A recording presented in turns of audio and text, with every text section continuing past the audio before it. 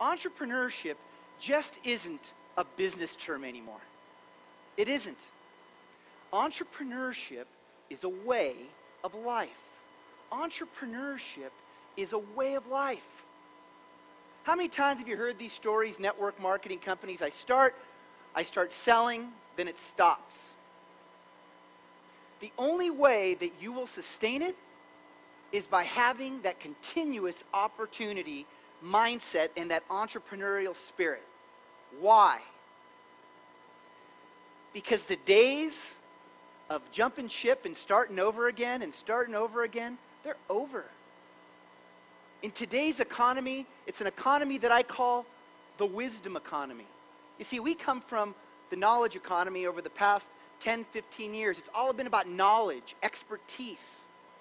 But what it's lacked is fundamentally our ability to sustain ourselves because of ethics, greed, things we'll talk about a little bit later. But the biggest thing is having this entrepreneurial spirit and embracing it, because that's what's going to allow you to grow and compete. See this picture? That's my dad. And my dad's 93 years old, and my dad's my hero. And my dad taught me to understand that entrepreneurship was a way of life. What did he teach me? Well, my father and both my parents are victims of Castro's revolution in Cuba. They were in Argentina. He gets a phone call from his mother and says, "Son, don't come back." Back in the 50s, late 50s, didn't have ATM machines, right? No long lines of credit.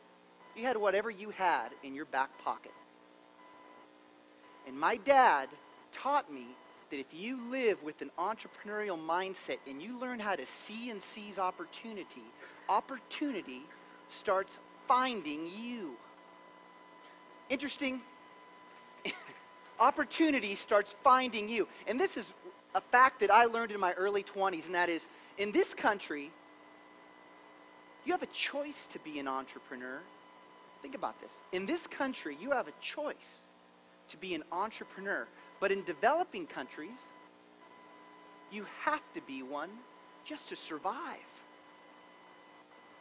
Now, most of you might ask, well, gee, there's a lot of immigrants that come to this country from all over the world, and what do? They succeed. You ever often ask yourself, why does the immigrant, the multicultural, succeed in this country? Because they've already lived corruption. They've already lived greed. They've already lived the problems with the banking institutions. They've already lived economic crisis and meltdown. It's part of their DNA. So they wake up every morning and they see nothing but opportunity.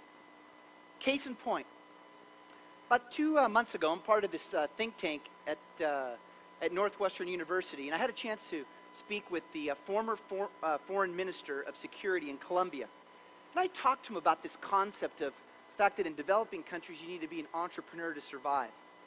And he said to me, we call those people the informal entrepreneurs. The informal entrepreneurs. He said, and that's why we ask people like you to come to our country and teach our people how to be formal entrepreneurs. What's the message? Train people that have it in their DNA to make a difference, right? Guess what? Right now, there's no negotiating. It must be part of your DNA. You can't escape it. Entrepreneurship needs to be part of your DNA. But here's another problem. Tell me what entrepreneurship means. Anybody? Okay, it's okay.